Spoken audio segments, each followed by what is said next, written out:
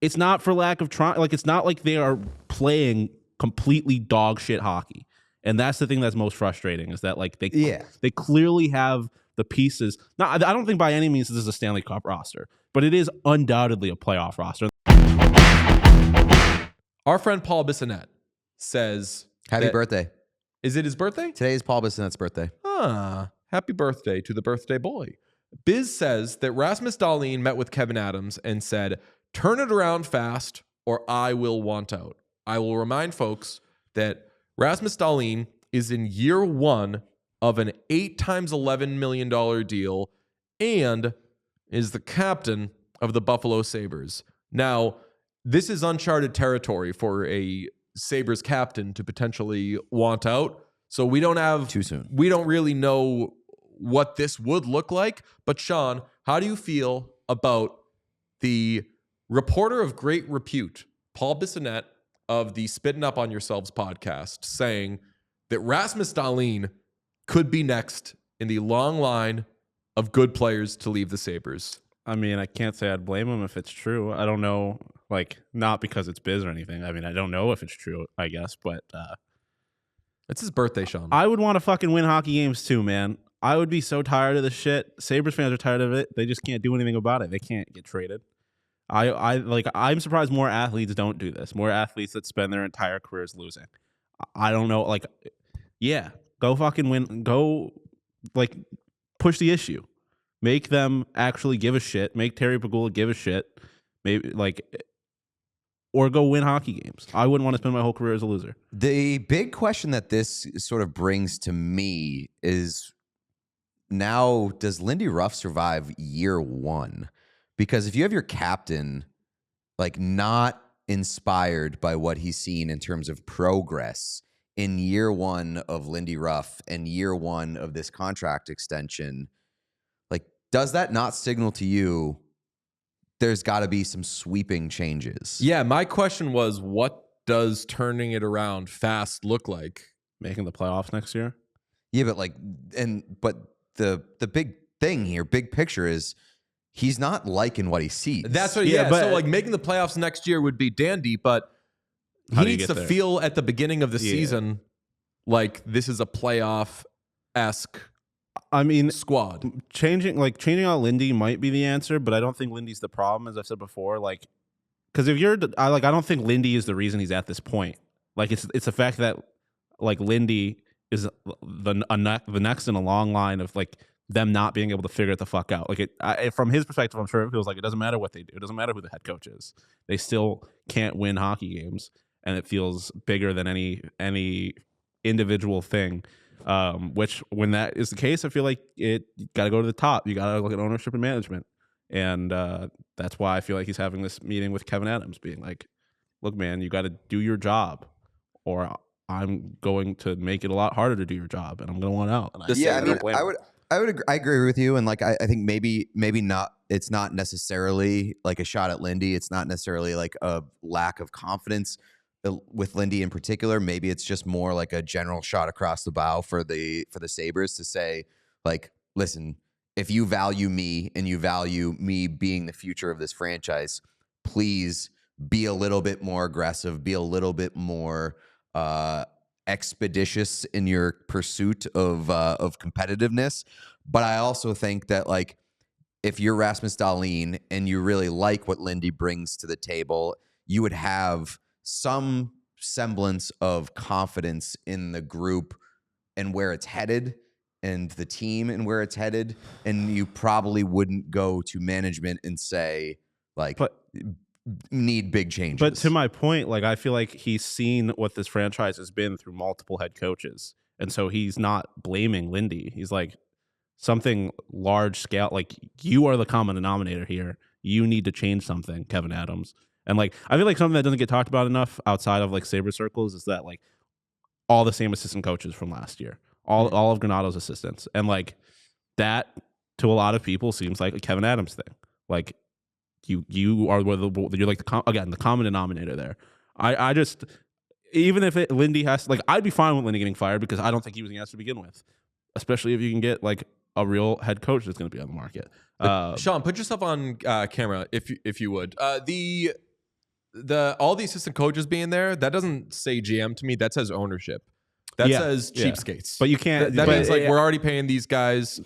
You're just gonna have to deal with these guys, and assigning a coach their assistants is almost always a bad idea. Yeah, I agree. But like, I don't think Rasmus doesn't really have the option of going to Terry Pegula. I don't think. It seems like Terry Pegula is kind of an absentee owner. So your only option there is Kevyn Adams. I would agree with that. The Sabres have $22.4 million in cap space this offseason with Ryan McLeod and JJ Peterka and Bo Byram to re-up. So that's not a ton of cap space. What do they do in the offseason? What do you need? That's the thing, is that like, I mean, I wanted like a legit right shot defenseman to play on the top pair with Dahlin, like a defenseman. But you really just need your guys to do their jobs. Like Dahlin's a right shot defenseman. We have too many right shot defense or left shot defensemen in general. But Dahlin's a left shot defenseman. Yeah, okay. He's playing on the right side. Which is my problem. Okay, I thought I was going crazy. Sorry, no, you're good. Like, I forgot what I was saying. You want to right shot defenseman? Yeah, but like I know the solution in the room thing from Terry was mocked, but like I don't think he was that wrong. Like, I think they have a very good roster.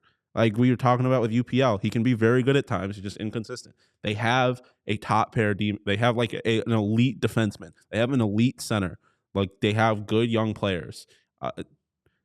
Like, obviously they need one or two pieces, but I don't know that it's a specific like this is a position of need type of thing. They just need like it's so much of it feels like culture over anything else, because this roster has been to the brink of the playoffs already. If there were an awesome center out there, I would say, get that, and you should be good. Your options at wing are awesome. Mm-hmm. JJ Peterka, Tage Thompson, Zach Benson, who is that where he sticks? Is Zach Benson a wing long term? Like Alex Tuck, still got it. Jason Zucker, who you just re-upped. If Jason Zucker ends up being a third liner for you next year, great. Yep. There just needs to, like I was going to say, who's a veteran leader who likes the East Coast and is about to hit free agency? Aaron Ekblad. I was going to say Brad Marchand, but like Marchand, you don't need. I don't think the Sabres need Brad Marchand, which sounds insane to say, but like you would want somebody who thinks the game the way he does. Yeah. His mindset, great two-way player, great leader, has done it, does not suffer fools, will put guys in their place if need be, but also wants to help guys get better. But like functionally on a roster, I'm like, they don't need a top six left wing. That's what I read the stat out yesterday. I can find it real quick. Like the number of like the teams that they have scored more 5-on-5 goals than over the last 3 years. Jay Fresh tweeted out yesterday. The Sabres have scored more 5-on-5 goals in the last 3 seasons than the Stars, Leafs, Knights, Avs, Devils, Bruins, Lightning, Panthers, Rangers, Hurricanes, Jets, Capitals, Canucks, and Kings. Those are all really good teams. Like that to me it can't happen, and B suggests that like it's not for lack of trying. Like it's not like they are playing completely dog shit hockey. And that's the thing that's most frustrating, is that like they clearly have the pieces. Now, I don't think by any means this is a Stanley Cup roster, but it is undoubtedly a playoff roster. And the fact that they're not even fucking close to that is unacceptable. And I don't think you can blame anybody that's involved in the day-to-day. Like, obviously, the players have a share of the blame. The coaches have a share of the blame, like especially from the culture perspective. But like, it's not any one individual thing, because they're clearly playing good hockey. I mean, can I say something that is going to... A lot of our offseason takes were wrong, which that just happens. There is something they did in the offseason for which all of us lampooned them. The whole hockey world did. And I say, when you think of what's the solution for the Sabres, you need to do more shit like that. The Savoy for McLeod. Savoy for McLeod. You honestly need to do more of that. Ryan McLeod has been really good for the Sabres. Yeah. And... yeah, they gave up somebody who might end up being a young player who might end up having it, but the story of the Sabres is we got young players who might end up having it, and they went for a lower ceiling, sure thing, and that is a position on their roster that is now solidified. I was going to, and this hit me because I was going to ask, of the RFAs they have coming up, which ones might they flip? And I look at McLeod and I'm like, you kind of need to do more moves like that. You know, I'm not saying like trade Bo Byram for an asshole, but do you flip another one of your young guys for something with a little more stability? Because I look at their roster and I rack my fucking brain as to why they're not better. They're not great down the middle, but other than that, they got good defensemen, they got awesome wings, and we might disagree right now, but I think they have an awesome goalie.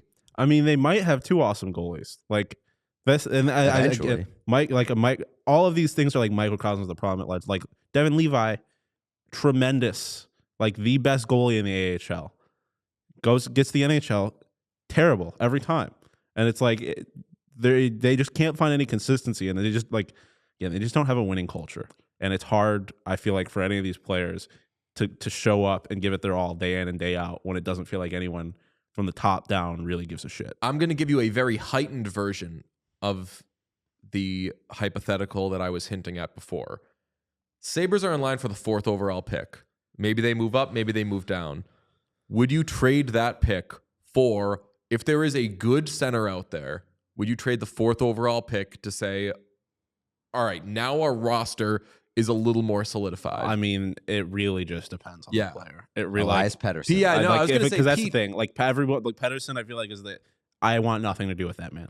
Pete, I mean, not to put you on the spot, but if you can think up some centers that could be out there, that a team would be in a position to say, we want a top 5 pick and we'll deal this guy. In theory, I have no problem with it, especially in this draft. Like, they're not like if you get the 1st overall pick, it's different, I guess. But like if you're picking 4, 3, 4, 5, like in this draft, and you can get like a legitimate top 6 center, by all means do that. Like a lot of the players that are like after 3 or 4 in this draft project ceiling wise, like middle of the lineup and or lower. Unless you're drafting a Connor Bedard, which you're obviously not in this draft. Like unless you're drafting somebody who's going to be on your NHL roster day one, you have no need for them right now. I do have, by the way, a free agent signing for them. Elias Lindholm.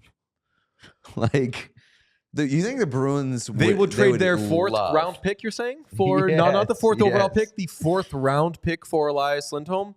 No, like that. Don't stock the cupboard with those kinds of guys. I have one.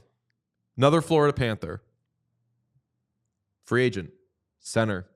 Sam Bennett, baby. Yeah, I mean, I like that one a lot more. I'll say that a lot more than Elias Pettersson. Like they definitely I'm trying to give you Elias Pettersson or Elias Lindholm.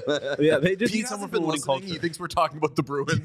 Every team we bring in, he's like, you know who they could use? Nikita Zadorov. Yeah, I mean, they clearly need something from like a winning culture, and they like Ryan McLeod is too young to have brought that. I think from Edmonton. I agree. I don't think you can really say they're like a winning culture. Like they've done a lot of losing up until last year. But I'm giving them Sam Bennett. Yeah, I like that a lot. We do have an important update from Mike Harrington. We have even more, actually. We have the Sabres put out the full quote from Rasmus Dahlin. All right, give us the full quote. Strongly refuted. Harrington said that he was angry. Angrily denied. But he strongly refuted the report. The full quote is, I don't know, obviously talking about Paul Bissonnette. He said, I don't know what he's talking about. I have never said I want out of here. I'm not happy with where we're at. I don't want to lose. We have to get better. I never said I want out of here. I thought that was pretty clear. That bugs me, actually. I get pissed off by that. I haven't even mentioned the word leave. That's just how it is. Sabres captain Rasmus Dahlin. Do we need to have the Brad Marchand drop of the fact that he's going to have a job after this is insane. Whenever there's a media report that is refuted, I will say, if I'm Paul Bissonnette, I feel pretty good about my report after that, because he's not saying that he went in there and demanded a trade. He said, turn this around or I'm going to want to leave. And maybe he didn't use the word leave specifically, and maybe that was a little lost in a game of telephone, or dots were connected by Biz. I mean, sensationalizing a report. I'm guessing the captain just had a meeting with the GM. which doesn't sound that crazy. And of course he's not happy. Like, I can see, I don't think Biz is like making anything up or like purposely trying to like hyperbolize or sensationalize or anything. I will like, say that Biz could do that if he wanted to. Yeah. And I think that he does not. But I think that there's a high likelihood that the captain had a meeting where he probably was not happy, and it, like you said, through a game of telephone, eventually became he wants out. Because I think it's probably similar to like a less than, but like similar to Brady Tkachuk, where it's just like everybody kind of wants that guy, and there's probably a lot of people who want him to want out, but he probably doesn't really want out. He wants to win, but he doesn't necessarily want out of Buffalo. All I heard there was Rasmus Dahlin for Brady Tkachuk. This is why Elliott's the GOAT, because Elliott will choose his words extremely carefully and rarely ever pisses off anybody. Elliott could report this, and he would just like, he would choose all the right words. Yeah, not fair though. Biz doesn't have as many words. That's definitely true. That's not fair. When Elliott's picking his Elliott words, hasn't had to fight a bunch of NHLers over the course of his life. When Elliott's choosing his words, it's like the MDR screen in Severance. There's just so many, and he's like going through them. Biz, it is Biz's birthday. He gets to say whatever he wants. Yeah. Happy birthday to the birthday Biz, quite frankly. We all silly like the mayor.